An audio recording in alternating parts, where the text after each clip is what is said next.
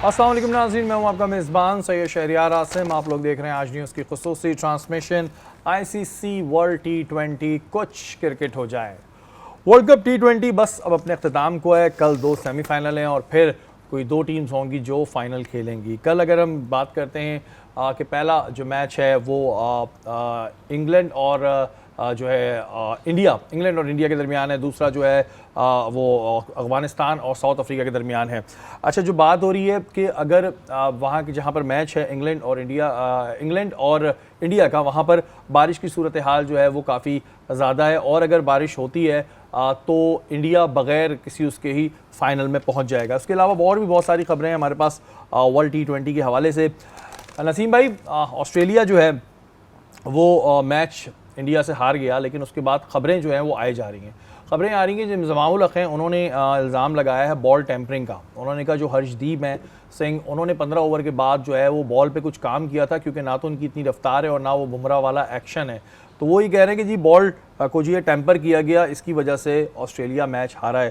तो मानते हैं आप इस बात को? देखिए, हारिस रऊफ़ पर भी इसी तरीके का इल्ज़ाम लगा था, आपको याद होगा, इसी वर्ल्ड T20 में, और उसको कोई प्रूफ नहीं कर सका आज की तारीख़ तक। उन्होंने कहा था अमेरिका के मैच में हारिस ने कोई बॉल जो इंडिया वाला मैच था जिसमें उन्होंने बहुत ज़्यादा बॉल को जो है वो एकदम से चेंज किया था, स्विंग की थी। अमेरिका वाले मैच में जो आखिरी 4-5 ओवर में ज़्यादा सीम और स्विंग हुआ था, इल्ज़ाम लगा था, साबित नहीं हो सका। इसी तरीके से अब तक अर्शदीप सिंह पे कोई चीज़ साबित नहीं हुई है। इस वक्त वो इस वर्ल्ड T20 के सेकंड लीडिंग विकेट टेकर हैं, दूसरे नंबर पर हैं कि जो 15 आउट कर चुके हैं और 11.86 की एवरेज से 6 मैचों में।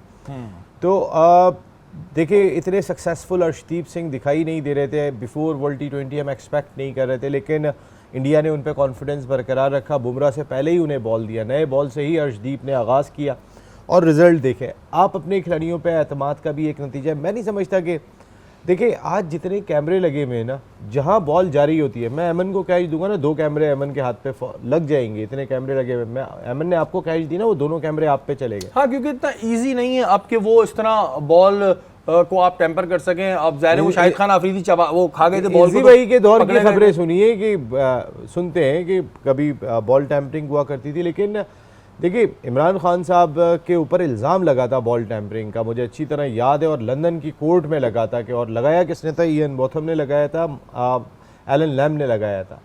तो वो ये कहकर जो है वो उस कोर्ट से फाते बन के निकले थे खान साहब। उन्होंने ये बात कही थी कि दुनिया का हर बॉलर बॉल टेम्परिंग करता है। उन्होंने ये स्टेटमेंट दिया था कि दुनिया का हर बॉलर बॉल टेम्परिंग करता है, क्योंकि छोटी मोटी टेम्पर आपके हाथ में पता नहीं चलती। लेकिन नसीम भाई, अब जितने कैमरे लगे हुए हैं तो उसमें तो छोटी मोटी भी पता लग जाती है। आप अगर जरा सा भी कुछ छेड़खानी कर रहे हैं तो कैमरा तो कहीं ना कहीं नाखून भी गया ना, बॉल पे नाखून भी गया, वो भी पकड़ रहा है। हाँ, बॉल अब तो कैमरा अब इतना इजी नहीं है। तो फिर इंजमाम उल हक ने कैसे इल्जाम लगा दिया, या वो फिर कि उन्होंने कहा चलो एक शोशा छोड़ दो? नहीं हो सकता है भाई। देखिए, तो खबर आई अगर इंडिया को वर्ल्ड T20 में फेवर देने की कोशिश की जाती है, कोई बॉल चाहिए, माजी में कभी ऐसी भी स्टोरीज हैं, मैंने अपने पुराने क्रिकेटर से सुना है, क्योंकि अंपायर को तो बॉल देते नहीं थे, बॉल लेके साथ में बाहर चले जाते थे, तो दूसरी बॉल लेके अंदर आ जाते थे, वो बॉल तो गायब हो जाती थी। वो जैसा भी उसके साथ काम किया, ऐसे हमारे क्रिकेटर से पुराने वाले मैंने ये स्टोरी सुनी है, क्योंकि अंपायर तो लेते ही नहीं थे बॉल, वो तो कॉन्सेप्ट ही नहीं था, इधर जा रहे हैं वापस आ रहे हैं तो दूसरी बॉल है, ऐसा भी सुनने को मिला।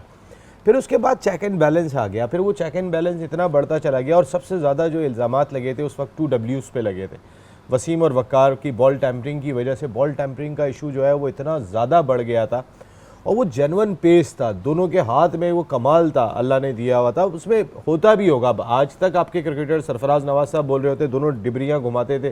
तो मैंने कहा इंजी भाई के दौर में ये दोनों खेलते थे, उस दौर की खतरे बहुत है। पहले के दौर में फिर भी आसान था, लेकिन अब इतना इजी नहीं है। बहरहाल इंतजाम साहब ने कुछ देखा होगा। अच्छा नसीम भाई, सिद्धू जो है हमारे सिद्धू बाजी, उन्होंने भी एक बात की है कि ये जो अभी अफगानिस्तान ने ऑस्ट्रेलिया को हराया है, इन्होंने इंडिया की बहुत बड़ी मदद की है, इंडिया को एक बड़ा फेवर दिया है इन्होंने। हाँ बिल्कुल, उनको फेवर इसलिए मिल गया कि एक्सपेक्ट यही किया जा रहा था कि इंडिया शायद इस ग्रुप में सेकंड नंबर पे करेगी फिनिश, ये मेरे ख्याल ICC के भी जहन में था। और इंडिया का देखिए सेमीफाइनल तो इंडिया का गयाना में ही होना था। इसकी वजह ये कि जो टाइम टेबल बना हुआ है उसके तहत जो सुबह मैच जो खेला जाएगा पाकिस्तानी वक्त के मुताबिक, वो खेला जाएगा Brian Lara cricket academy Trinidad and Tobago में, जो पहला सेमीफाइनल है।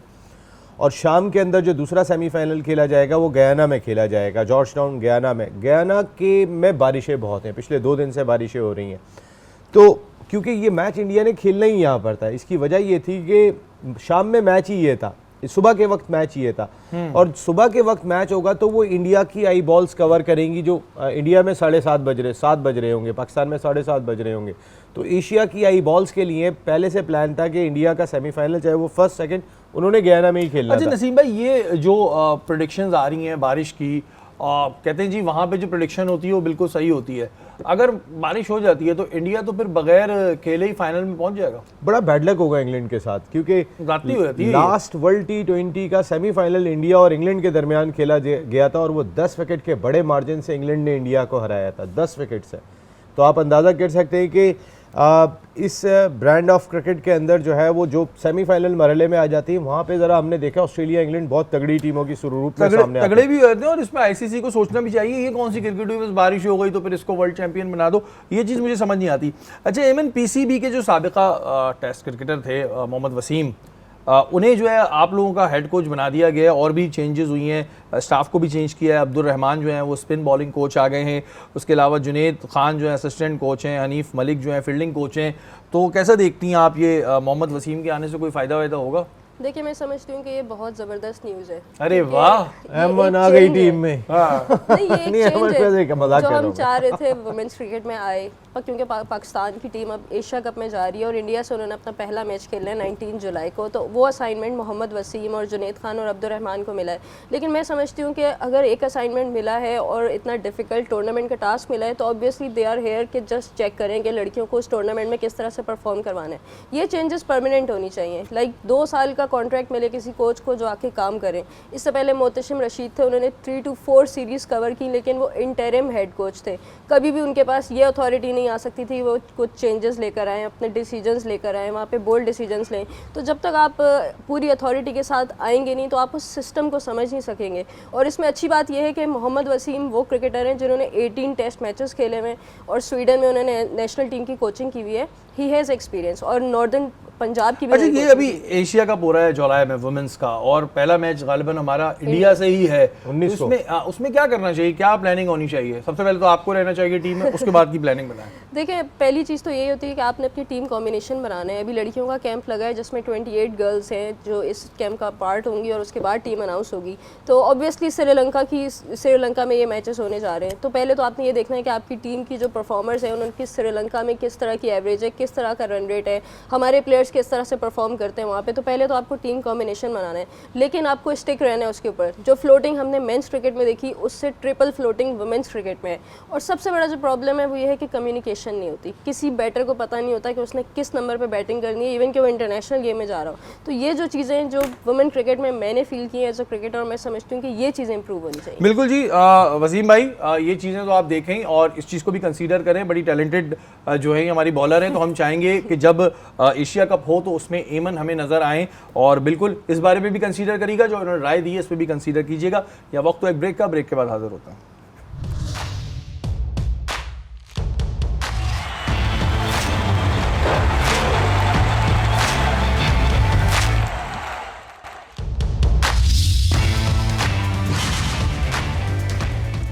वेलकम बैक नाज़रीन, आप लोग देख रहे हैं आज न्यूज़ की खुसूसी ट्रांसमिशन। ब्रेक पे जाने से पहले हम बात कर रहे थे कि मोहम्मद वसीम को जो है वो वुमेंस क्रिकेट टीम का जो है वो हेड कोच बना दिया गया है। उसमें थोड़ी सी बात रह गई थी, नसीम भाई से भी करेंगे। और ये भी बता दूं कि एमन ने इंडिया के खिलाफ मैच भी जितवाया था, तो मोहम्मद वसीम ये भी देखें आप।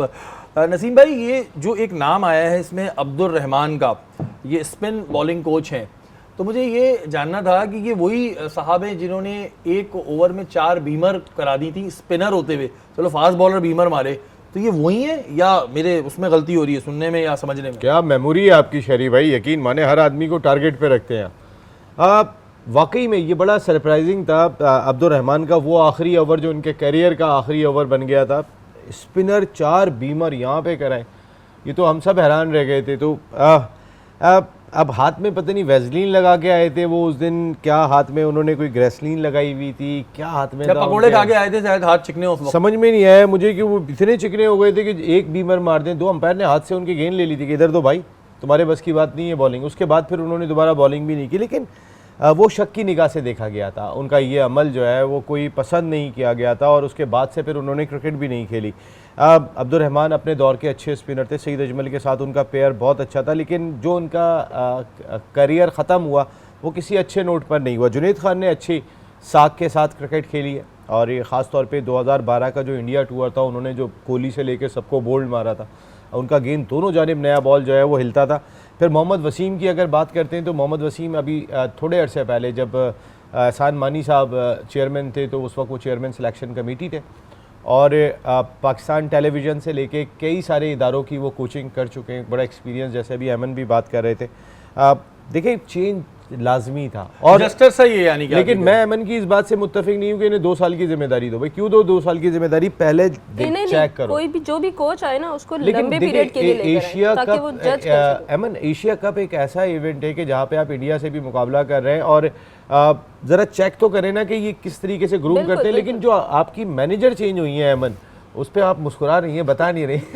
नहीं, मैनेजर नाहिदा खान थी लेकिन अब हिना मुनव्वर आ गई। It's a big change. और भाई और आप नसीम भाई हेमन को नहीं फंसा है, अभी उसने क्रिकेट खेलनी है, बहुत सारी बातें नहीं बोल सकते।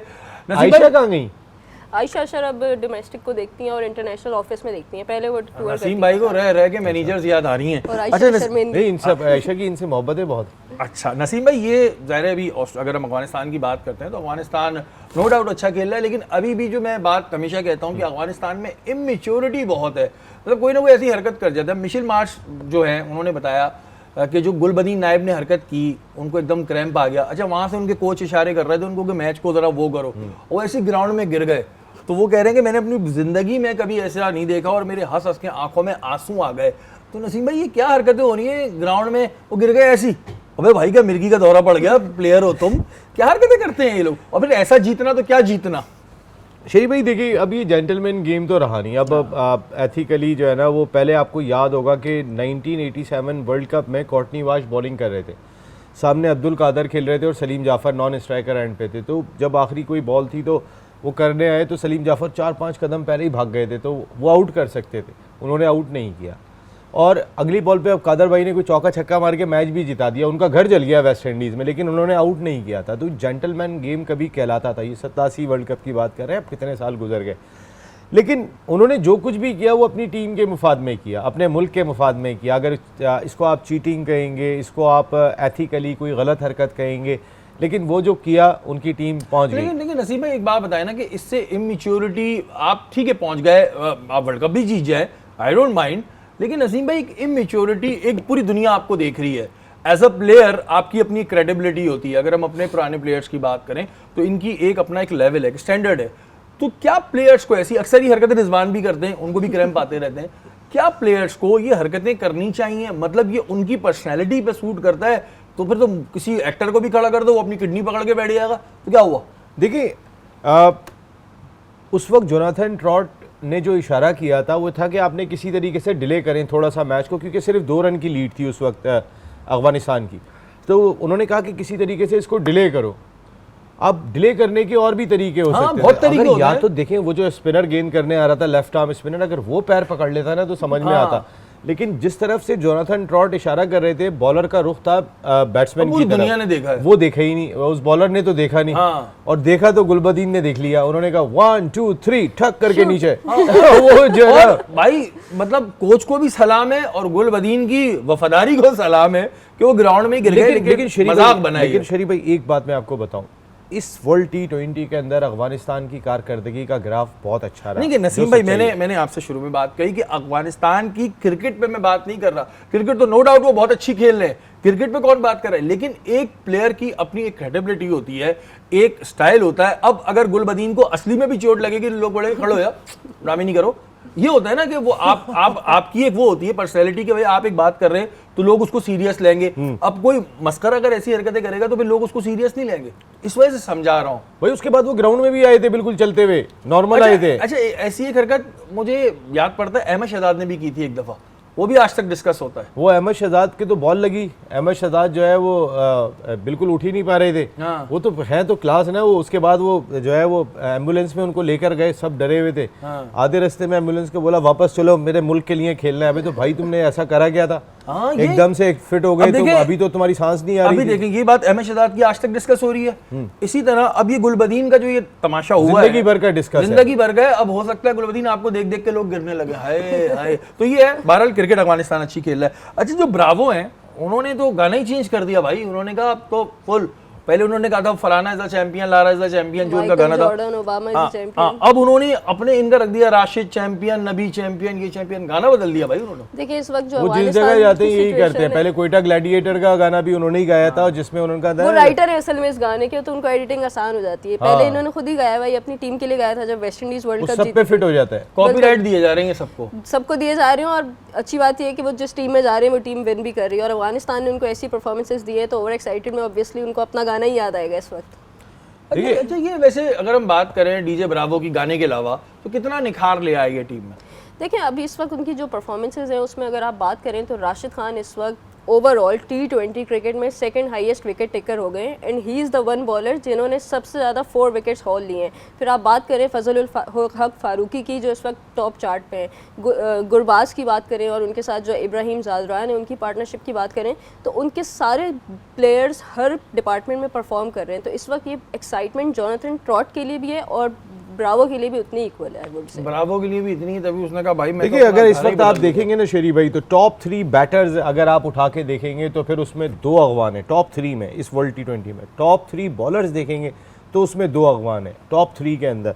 उनके फजल हक फारूकी 16 विकेटों के साथ पहले नंबर पे, अर्शदीप सिंह के 15 आउट है और 14 राशिद खान ने किए हैं। तो टॉप 3 में 2 अगवानी। इसी तरीके से रहमतुल्लाह गुरबाज 281 टॉप स्कोरर है, ट्रेविस हेड 255 और 229 इब्राहिम जरदान। तो टॉप 3 में उनके 2। और फिर जो ख़ास तौर पे इनके ओपनिंग पेयर रिस्पॉन्सिबिलिटी लेकर जिम्मेदारी के साथ खेल रहा है, कंडीशन को समझ के खेल रहा है, वो वर्ल्ड रिकॉर्ड कायम कर चुके हैं एज ए ओपनिंग पेयर। देखिए नया वर्ल्ड रिकॉर्ड कायम हो चुका है बाबर का और रिजवान का जो रिकॉर्ड था 411 रन्स का, उन्होंने जो 2021 के वर्ल्ड T20 में इमारात में बनाया था वो भी तोड़ चुके हैं। वो 442 run already before semifinal no doubt. देखें इसमें कोई चीज़, कोई दो राय नहीं है कि जो अफगानिस्तान की क्रिकेट परफॉर्मेंस है वो बड़ी ज़बरदस्त जा रही है और बहुत खुशी भी है और इसी तरह अच्छी जाती है। जो मेहनत करेगा उसके रिजल्ट सामने आएंगे। हम तो बात कुछ जो करते हैं ना वो तो ज़ाहिर है जो अंदर टीम में हो रहा होता है और हम तो इम्प्रूवमेंट के लिए करते हैं। खड़े रह के खेलो, हाँ, गिरो नहीं। खड़े रह के लोग गिर के थोड़ा सा अजीब सा हो गया, अपना मोहल्ले में मजाक बन सकता है। अच्छा नसीम भाई, कल ज़ाहिर है अफगानिस्तान और साउथ अफ्रीका का मैच ज़्यादा इंपॉर्टेंट इस वजह है क्योंकि इंग्लैंड और इंडिया वाले में तो बारिश का अंदिया है, तो वो तो हम आधी आधी उम्मीद रखें। साउथ अफ्रीका टीम बहुत अच्छी है लेकिन चोकर्स है और आज तक कभी वो वर्ल्ड कप T20 या किसी के फाइनल में नहीं पहुंचे। कल क्या देख रहे हैं आप? देखिए दोनों टीमें जो भी जीतेगी वो पहली मरतबा वर्ल्ड T20 के फाइनल में पहुंचेगी, तो दोनों के लिए एक्साइटमेंट बहुत होगी। लेकिन जो अभी आपने लफ्ज़ यूज़ किया था साउथ अफ्रीका के लिए चोकर्स, अब थोड़ा सा जहां नॉकआउट मैचेस आते हैं वो इस जगह पे चोक कर जाते हैं। मैं एक्सपेक्ट ये कर रहा हूँ कि इनके कप्तान एडम मार्करम ने अब तक बारी नहीं ली है और वो डेंजरस बैटर्स में से हैं इस वक्त दुनिया क्रिकेट के, अभी तक उनकी बारी नहीं आई है। क्विंटन डिकॉक का रोल बहुत ही इंपॉर्टेंट होगा टॉप ऑर्डर में क्योंकि रेजा हेंड्रिक्स से भी उस तरीके से परफॉर्म नहीं हो रहा। क्लासन जिस तरीके की बारी IPL में लेके आ रहे हैं नीचे से इस तरह की बारी की इन्हें ज़रूरत पड़ेगी। तो दोनों बैलेंस टीम है। लेकिन मैं स्पिन डिपार्टमेंट अगर देखता हूँ, हालांकि इनके भी महाराज बड़े ज़बरदस्त, तबरेज़ बहुत ही अच्छे स्पिनर है, दोनों स्पिनर बहुत अच्छे हैं, लेकिन राशिद खान की सूरत में एक एज बहुत बड़ा है। और राशिद खान ने जो पिछले 2 मैच में, जैसे भी अमन ने भी बताया कि वो 9 मरतबा 4 विकेट हॉल ले चुके हैं। अभी शकीब का रिकॉर्ड तोड़ा है जिन्होंने 8 मरतबा 4 विकेट हॉल लिया था। तो वो बहुत ही ज़बरदस्त फॉर्म में और उनसे बचना बहुत इंपॉर्टेंट होगा। कौन जीत रहा है कल, अफगानिस्तान या साउथ अफ्रीका? वैसे अगर आप मुझसे पूछे तो मुझे बेटे फाइनल में जाते हुए लग रहे हैं। अफगानिस्तान मुझे लग रहा है। एमन आप जल्दी से बताएं, ब्रेक पे जा रहे हैं। मेरी प्रेडिक्शन साउथ अफ्रीका है। साउथ अफ्रीका है। एमन की प्रेडिक्शन साउथ अफ्रीका, नसीम भाई की अफगानिस्तान। और ये तो कल ही पता चलेगा क्या होगा। इसी बात पे लेते हैं एक छोटा सा ब्रेक, ब्रेक के बाद हाजिर होता हूँ। Come on Afghanistan.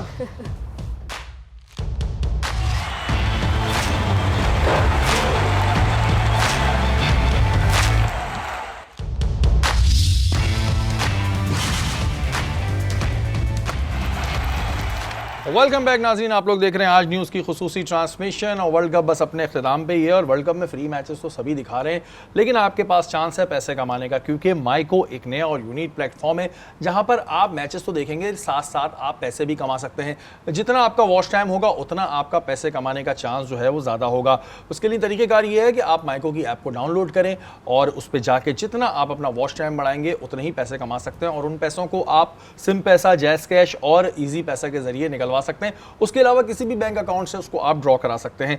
माइको पे वर्ल्ड कप दिखाने के अलावा मूवीज भी मौजूद हैं, डॉक्यूमेंट्रीज और इन्फ्लुएंसर्स के जो कंटेंट हैं वो भी मौजूद हैं। Down the Miko app now, देखते जाओ, कमाते जाओ और माइको लगाओ। और मुझे बड़ी खुशी है कि कल जो अफगानिस्तान है वो सेमीफाइनल में पहुंच गया है, और मेरी दुआ है कि अफगानिस्तान बिल्कुल जीते, क्योंकि मुझे खुशी है कि ये हमारे सिखाए हुए हैं। और बहुत खुशी होती है कि जब कोई अपना सिखाया हुआ बंदा तरक्की करे ना, तो बड़ी खुशी होती है। जैसे हम किसी को फील्ड में लाते हैं, फिर वो फील्ड में तरक्की करता है, तो हमें बड़ी खुशी होती है। इसी तरह अफगानिस्तान टीम को हमें देख के खुशी हो रही है कि इनके जो प्लेयर्स हैं वो हमारे सिखाए हुए प्लेयर्स हैं, तो मुझे बड़ी खुशी होती है। और मेरी बड़ी कोशिश है कि किसी तरह भी अफगानिस्तान जो है वो फाइनल में पहुँचे। लेकिन एक प्रॉब्लम है नसीब में, प्रॉब्लम ये है कि अगर अफगानिस्तान फाइनल में पहुँचता है और इंडिया बारिश का एडवांटेज लेके फाइनल में पहुँच जाती है, तो फिर क्या वन साइडेड मैच होगा, या फिर चांस है कि वो कुछ हिम्मत पकड़ेंगे? क्योंकि अफगानिस्तान इंडिया को तो नहीं हराएगा।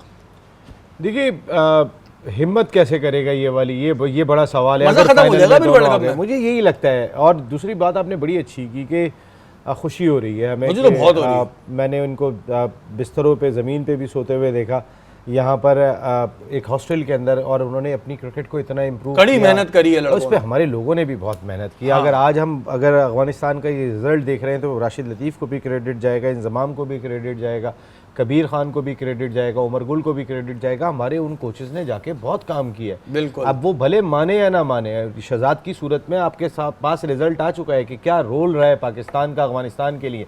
मेरे ख्याल तो ये था कि बजाय इसके कि वो ट्वीट कर रहे होते मुंबई से आया मेरा दोस्त, अगर उसकी जगह वो ट्वीट करते पेशावर से आया मेरा दोस्त, कि आपने क्रिकेट तो राशिद खान सारी पेशावर में आके खेली है, सारे तो आपकी तैयारियां यहाँ पर हुई हैं, तो आप जो उन्होंने ट्वीट किया था और रोहित शर्मा को तस्वीर लगाई थी कि मुंबई से आया मेरा दोस्त और बता रहे थे कि हम दोनों टीमें सेमीफाइनल में पहुँच गए, तो मेरे ख्याल है राशिद खान अगर आप इसको यूज़ करते हैं कि पेशावर से आया मेरा दोस्त, और आप पेशावर और कंधार की जो दोस्ती है उसको जो है वो मिला के पेश करते और हकीकत बताते कि आपके लिए पाकिस्तान क्रिकेट का क्या रोल रहा है, तो अच्छा होता। एनीवे हम सब अफगानिस्तान, मैं तो अगर पर्सनली पूछेंगे, मैं कल के मैच में साउथ अफ्रीका के अगेंस्ट अफगानिस्तान के साथ हूँ। क्यों? बिल्कुल, क्योंकि हमने सिखाया है भाई। देखिए हमें सबसे खुशी है ना वो है कि सिखाया है, और शागिर्द जो है ना वो चाहे कुछ भी बन जाए, उस्ताद उस्ताद होता है। तो बिल्कुल बहुत सारी दुआएं आपके लिए, आप जीते। लेकिन और इंडिया और अफगानिस्तान फाइनल में नहीं आने चाहिए, वरना फिर वही वाली बात होगी कि फिर वो सटोरियों का नुकसान हो जाएगा, लोग मैच ही नहीं देखेंगे। देखेंगे। फिर वो जो बुकीज होते हैं